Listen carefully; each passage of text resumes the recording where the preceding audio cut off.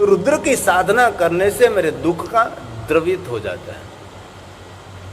सभी जीवन के दुखों में से मुक्त देने वाला रुद्र है, जिनको शिव जी का अवतार भी मानते हैं। और विशेष करके हम सभी शनिवार के दिन हनुमान जी को याद करते हैं। शिव महापण अंतर्गत हम देखें तो 7 वार में से एक भी वार शिव जी का नहीं है। हम शिव महापण में अध्ययन करिए तो शिवजी तो एम कह્યું કે સોમવાર સ્વયં મારું સ્વરૂપ છે, મારો વાર છે એવું નથી કહ્યું, મારું સ્વરૂપ છે। ચંદ્ર સંબંધી છે ને સોમવાર, શાંતિ આપનારો છે, સુમતિ આપનારો છે। એમાંય પવિત્ર શ્રાવણ માસના સોમવારનો તો એટલો મહિમા છે કે જે માણસો પૂરા વર્ષના સોમવારનું વ્રત ન કરી શકે, પરંતુ આ પવિત્ર શ્રાવણ માસના સોમવારનું વ્રત કરે તેને પૂરા વર્ષ દરેક સોમવારનું વ્રત કરવાનું ફળ મળે છે। આ પવિત્ર શ્રાવણ માસમાં વધારે વધારે મૌન રહેવું અને પંચાક્ષર મંત્રનો જાપ કરો, જેટલા થઈ શકે તેટલા મંત્ર જાપનું અનુષ્ઠાન કરવું। આ પવિત્ર શ્રાવણ માસ થોડું પુણ્ય કરવાથી, થોડું સત્કર્મ કરવાથી અધિક ફલ આપનારો આ પવિત્ર શ્રાવણ માસ છે।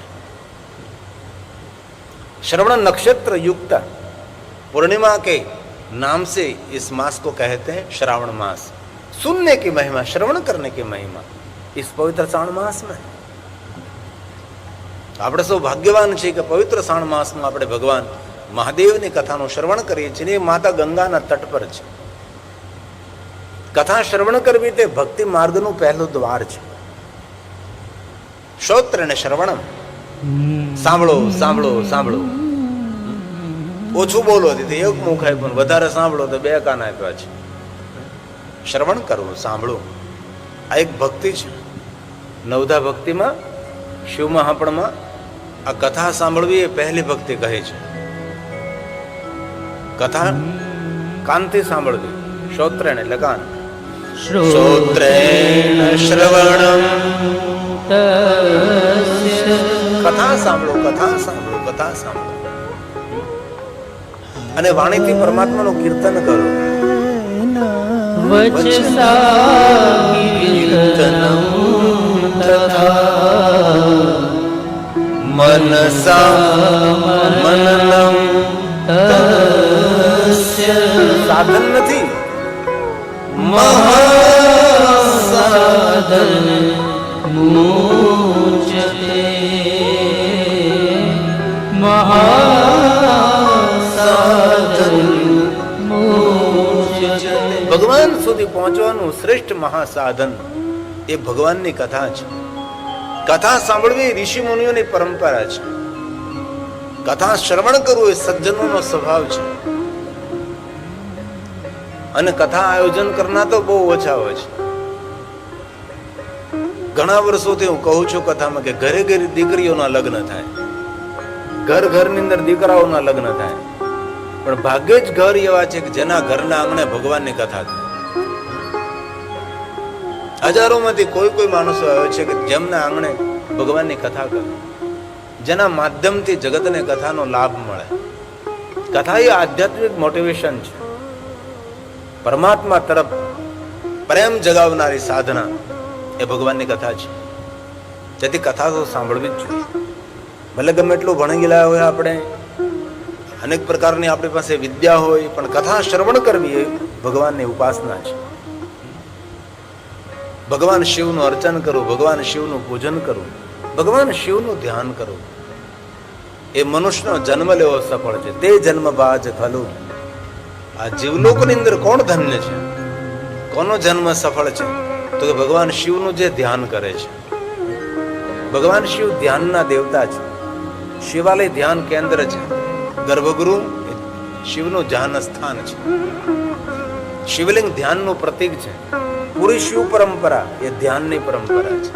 ધ્યાન મતલબ મનના વિચારોને શાંત કરી સ્થાન પર સ્થિર થઈ જવું, તેને ધ્યાન કહેવાય છે। જરૂર તેના માટે ટ્રેનિંગ લેવી જરૂરી છે, કોઈનું માર્ગદર્શન લેવું જરૂરી છે।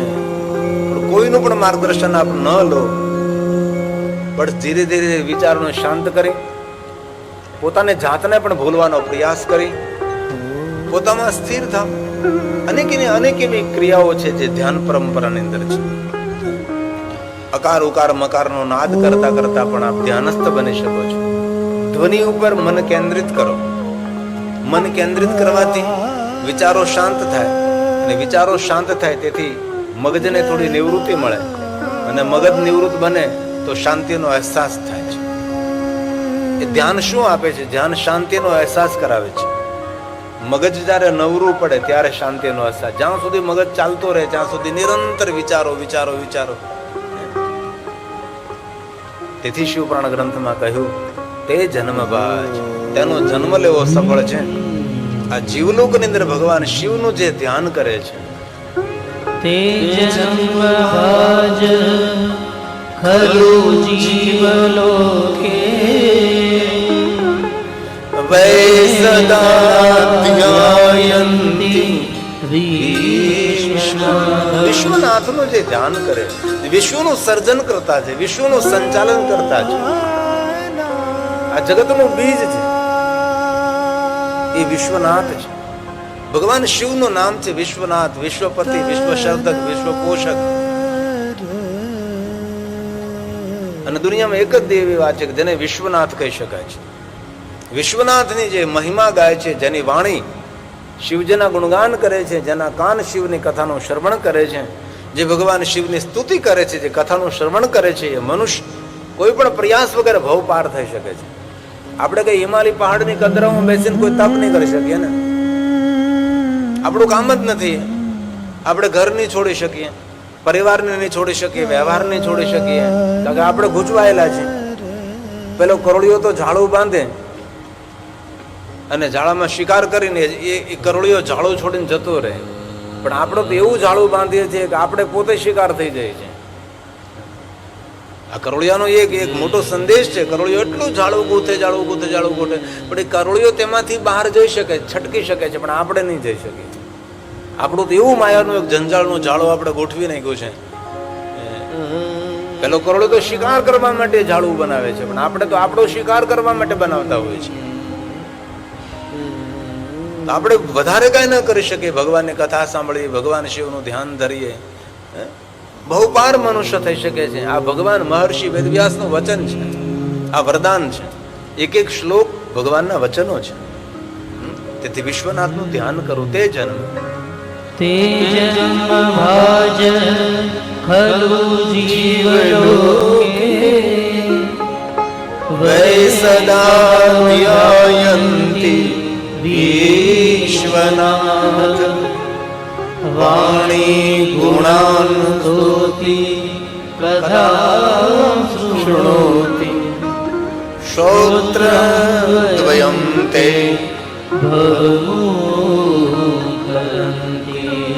કથા શ્રવણ માત્રથી શ્રોત્રમ દ્વયં તે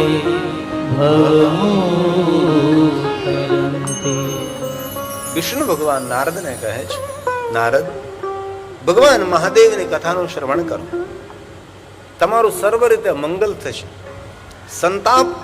સંતાપમાંથી શાંતિની અનુભૂતિ થશે. નારદજીને સંતાપ ક્યાંથી મળ્યો?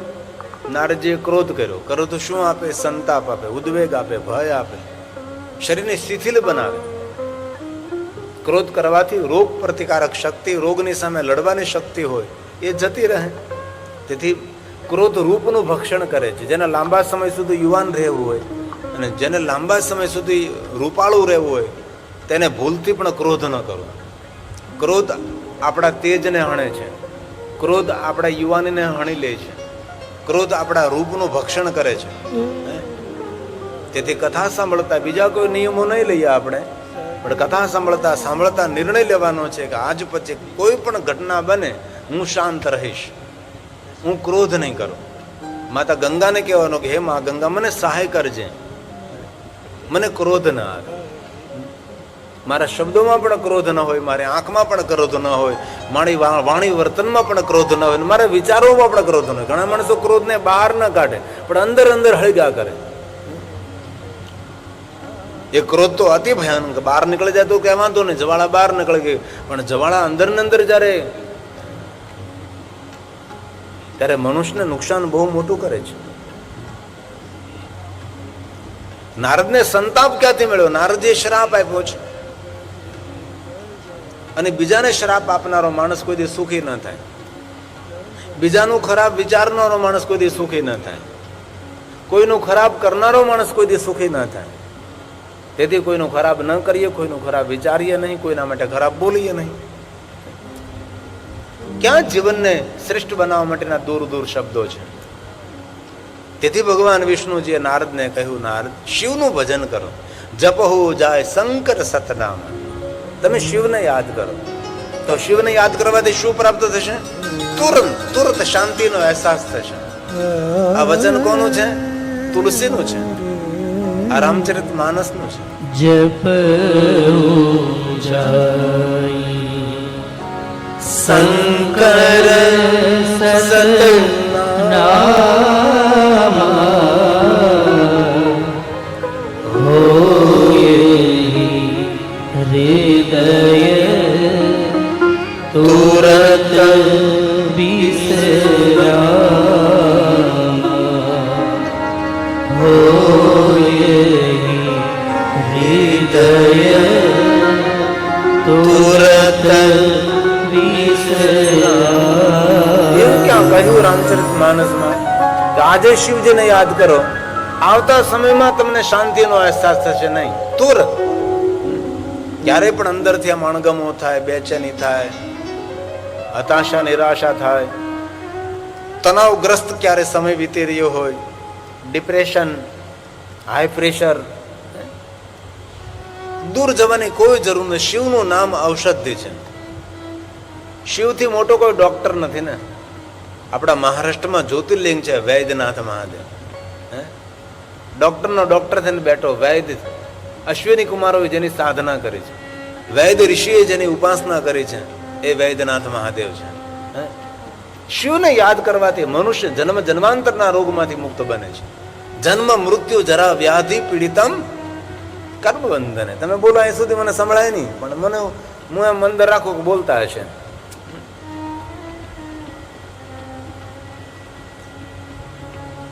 તે ભવ ભવના રોગમાંથી મુક્ત થવું તો શિવનું ભજન કરો. ભોળા ભવ દુઃખ કરજો અમારા.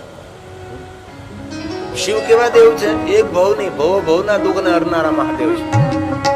તેથી દરેકને સંદેશ આપો કે શિવનું ભજન કરો, મહાદેવનું ભજન કરો. ભગવાન શિવ એવા એક દેવ છે, જીવનના દરેક દુઃખોને હરનારા દેવ છે. જન્મ જન્માંતરના દુઃખોને દૂર કરનારા દેવ ભગવાન મહાદેવ છે. દેવતાઓને પણ દુઃખમાંથી મુક્ત કરે, ઋષિમુનિઓને દુઃખમાંથી મુક્ત કરે, તેના ભક્તોને દુઃખમાંથી મુક્ત કરે છે. એવા ભગવાન શિવ છે. અમંગલનું મંગલ કરનારા મહાદેવ છે. સર્વનું કલ્યાણ કરનારા શિવ છે. શિવ સૌને સુખ આપનારા છે, એ મહાદેવ છે. ભોળા ભવ દુઃખ હરજો અમારા, ભોળા ભવ દુઃખ હરજો અમારા. શિવ શંકર સુખ કરનારા, ભક્તોના ભય હરનારા. ભોળા ભવ દુઃખ હરજો અમારા, હે ભોળા ભવ દુઃખ હરજો અમારા.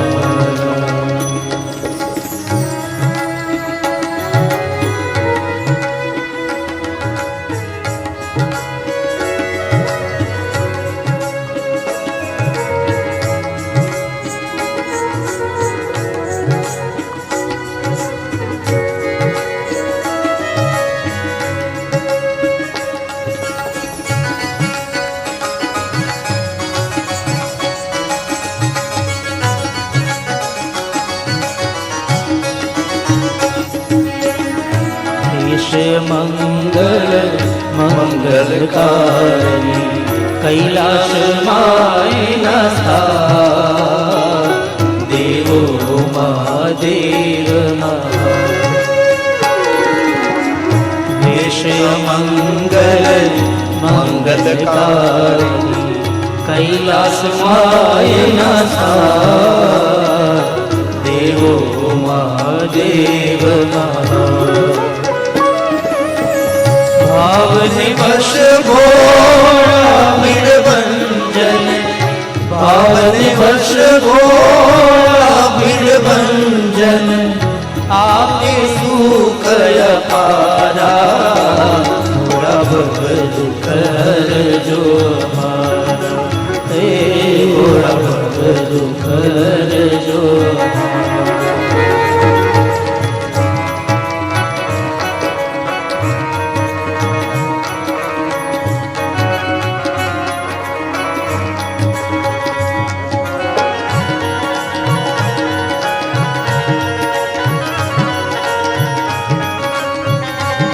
हे महादेव, हे महादेव। बाबा को याद करें, जीवन में कोई फरियाद नहीं रहेगी। फिर याद करें, निरंतर याद करें। भज सांब सदा शिव, भज सांब सदा शिव, बार बार।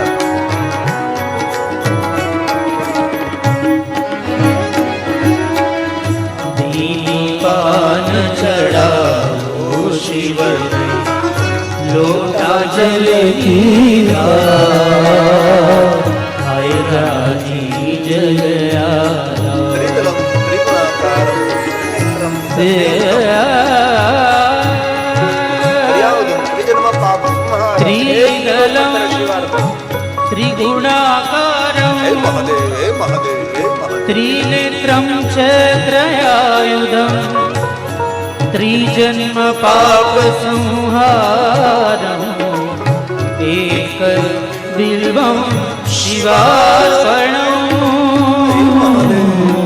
एक बिल्वं शिवार्पणम्। एक बिल्वपत्र महादेव को चढ़ाए, एक जन्म नहीं। त्रिशाखे जन्म जन्मांतर के पापों से मुक्त करने वाला महादेव है। अच्छिद्र हि कोमले शुभे, कोमले शुभे शिव पूजा करे। तब पूजा करी स्वामी, हे महादेव, हे महादेव। एक बल्लभ शिवार्पण। मूल तो ब्रह्मरूपाय, मध्य तो विष्णु रूपिणे, अग्रतः शिवरूपाय, एक बिल्वं शिवार्पणम्, एक बिल्वं शिवार्पणम्। दीपान चढ़ाओ शिव ने, लोटा जल नीधा, हाय राजी जगयारा। दीपान चढ़ाओ शिव ने, लोटा जल नीधा, हाय राजी जगयारा। छप्पन भोग ना જોઈએ શિવને, છપ્પન ભોગ ના જોઈએ શિવને, ભસ્મ અંગે હરનારા, ભોળા ભવ દુઃખ હરજો અમારા, હે ભોળા ભવ દુઃખ હરજો અમારા.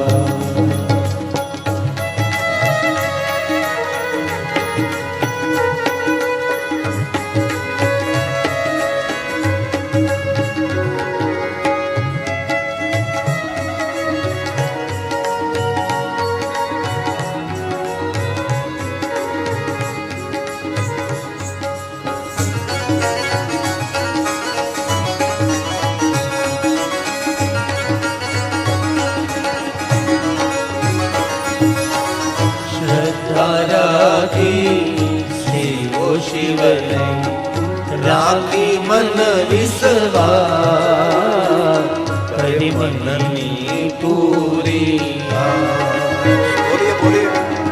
શ્રદ્ધા રાખી શિવો શિવને, રાખી મન વિશ્વાસ, કરી મનની પૂરી.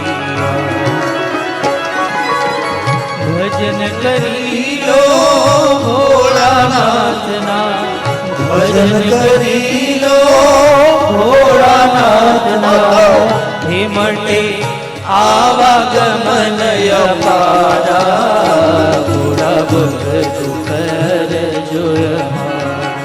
હે ગોળા દુઃખ હરજો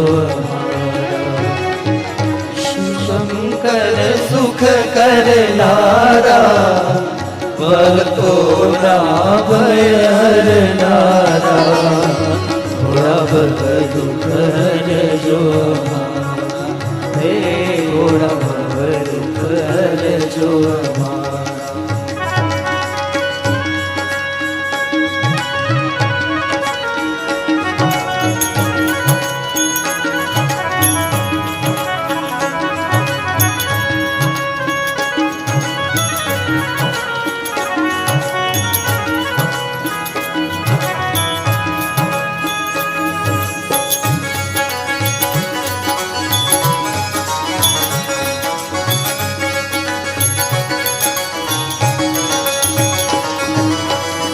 મગનગીરી પર મેર કરીને આપો અભય વરદાન મને દેજો શરણમાં મગનગીરી પર મહેર કરીને આપો અભય વરદાન મને દેજો શરણમાં ઉમાપતિ મને આશીષ આપો ઉમાપતિ મને આશીષ આપો દર્શન ના દીદારા ગોળા દુઃખ હરજો મારા હે ગોળા દુઃખ હરજો મારા શિવ શંકર સુખ કરનારા ભક્તોના ભય હરનારા ગોળા દુઃખ હરજો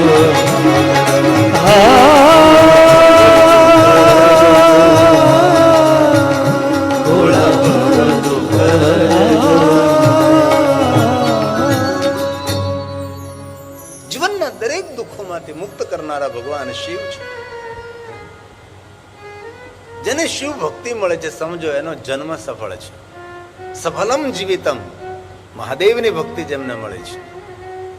આજે ભગવાન વિષ્ણુજીના કહેવાથી નારદજી ભગવાન મહાદેવની કથાનું શ્રવણ કરવા માટે બ્રહ્મલોકમાં પધારે છે. પિતા બ્રહ્માની પાસે આવે છે. સુંદર ઊંચા આસન પર બ્રહ્માજી બિરાજે છે. બ્રહ્માજીને પ્રણામ કરે છે, સાષ્ટાંગ પ્રણામ કરે છે. નારદજી પિતાજીને દંડવત પ્રણામ કરે છે અને ત્યારબાદ નારદજી પિતા બ્રહ્માજીની પરિક્રમા કરે છે અને પરિક્રમા કર્યા બાદ ફરી પાછા પ્રણામ કરે, સાષ્ટાંગ પ્રણામ કરે, દંડવત પ્રણામ કરે છે. આને શિષ્ટાચાર કહેવાય છે. આપણે આપણા પિતાજીને પગે લાગીએ પણ સાષ્ટાંગ નહીં, દંડવત તો ભૂલથી નહીં અને પરિક્રમા તો સપનામાં પણ ન કરીએ. આપણે માતા પિતાની પરિક્રમા કરવાનો પણ મહિમા છે. તીર્થોની પરિક્રમા કરવા જઈએ, મંદિરોની પરિક્રમા કરીએ છીએ. અવસર મળે તો માતા પિતાની પરિક્રમા, સદગુરુની પરિક્રમા, આપણા શાસ્ત્રોની આપણે પરિક્રમા કરીએ છીએ.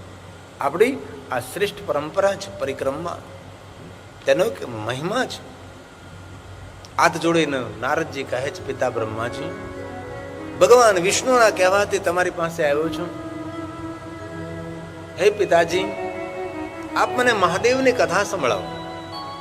બ્રહ્મા પોતાના આસન ઉપરથી ઊભા થાય છે, પુત્ર નારદની પાસે આવે છે અને નારદને કહે છે કે નારદ, હું પ્રણામ કરું છું તમને, હું પગે લાગુ છું. નારદ પૂછવા લાગે છે, પિતા બ્રહ્મા, મને શા માટે તમે પગે લાગો છો? હું તો તમારો પુત્ર છું, હું તમને પગે લાગુ, પ્રણામ કરું, એ પરંપરા છે. આપ મારા પિતા થઈને પુત્રને તમે પગે લાગો છો. ત્યારે બ્રહ્માજી બહુ સરસ વાત કરી છે. બ્રહ્માજી એમ કહ્યું છે, નારદ, દુનિયાનો કોઈ પણ માણસ હોય તો પોતાના મુખમાં તેવા શબ્દો બોલે કે મારે મહાદેવની કથા સાંભળવી છે, એ સમયે માનવ પ્રણામ કરવાને યોગ્ય બને છે, પગે લાગવાને પાત્ર બની જાય છે. ફક્ત એટલું બોલવા માત્રથી કે મને મહાદેવની કથા સાંભળવી છે, મને શંકર ભગવાનની કથાનું શ્રવણ કરવું છે, એટલું બોલવા માત્રથી મનુષ્ય પ્રણમ્ય બને છે. જો કથા સાંભળે છે એનો મહિમા કેટલો, ફલમ વક્તો ના શકનો મેં. શંકર ભગવાનની કથા જે સાંભળે છે દેવતાઓ માટે પણ વંદનીય છે. બિરાજો નારદ, હું તમને ભગવાન મહાદેવની કથા કહું.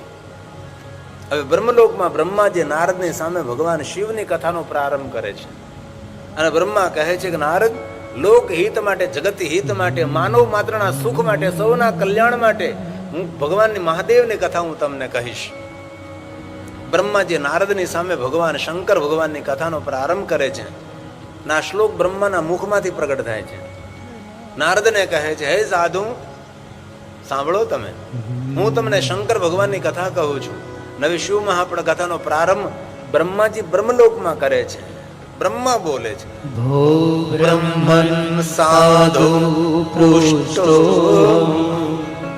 ત્વયા વિબુધ સતતા લોકોપકારિણા નિત્યમ લોકાનાં હિતકામ્ય જગત હિત માટે, લોકોના કલ્યાણ માટે, લોકાનાં હિતકામ્ય જગતના સુખ માટે, માનવ માત્રના કલ્યાણ માટે.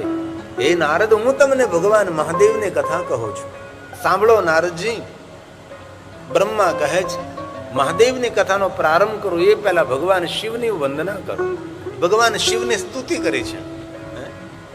રોજ ભગવાનની સ્તુતિ કરવી જોઈએ, ભગવાનને પ્રાર્થના કરવી જોઈએ, ભગવાનનું સ્તવન કરવું જોઈએ, અષ્ટકના પાઠ કરવા જોઈએ, ભગવાનનો મહિમા ગાવવો જોઈએ, રોજ પુરાણનો પાઠ કરવો જોઈએ. વધારે નહીં, શ્લોકમ શ્લોકાર્થ, અડધા શ્લોકનો પણ પાઠ કરીએ, કોઈ ધર્મશાસ્ત્રનું વાંચન કરીએ રોજ. આજે મોબાઈલે પુસ્તકોની હત્યા કરી નાખી છે. પહેલા તો માણસ કોઈ રેલ સ્ટેશને બેઠો હોય, બસ સ્ટેન્ડે બેઠો હોય, કોઈ જગ્યાએ બગીચામાં બેઠો તો તેના હાથમાં પુસ્તક હોય, વાંચન કર, ડાયો માણસ જેને જીવનમાં કંઈ કરી છૂટવું છે, જેને પ્રગતિશીલ જીવન બનાવવું, તેના હાથમાં પુસ્તક હોય. આજે તમે જુઓ, દરેક યુવાન યુવતી કોઈ પણ જગ્યાએ બેઠા એ લોકો મોબાઈલમાં હોય છે. અને મોબાઈલ એવો વિચલિત છે કે એક સરખું ન જોવે, બદલા જ કરે, બદલા જ કરે, બદલા જ કરે, બદલા જ કરે, તળિયું જ ના આવે.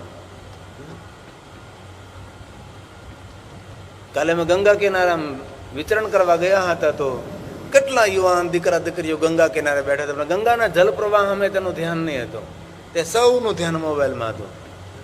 અમે બધા નીકળ્યા હતા તો જેને જુઓ તેનું ધ્યાન મોબાઈલમાં હોય છે. ભલે જરૂરી છે, તે આવશ્યક છે, જાણવું જોવું, પણ આજે વિચારને ખતમ કરી દીધા છે મોબાઈલે. આવી બની ગયું આપણા વિચારો ઉપર. આપણે શું કરવું છે તેનો વિચારવા જ નથી દેતો.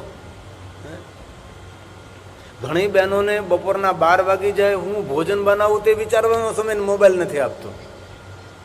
બપોર આમ ખબર ન પડે કે 12 સાડા 12 થઈ જાય તો પતિદેવ આવે ને જ્યારે ફૂફાડા મારવા લાગે ત્યારે ખબર પડે કે ઓ 12 વાગી ગયા, મેં કંઈ કર્યું નહીં છે.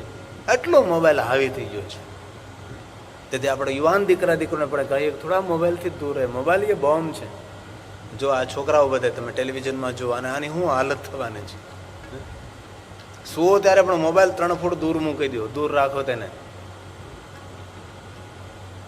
જરૂરી છે, તેનો વિરોધ નથી, પણ પ્રમાણસર.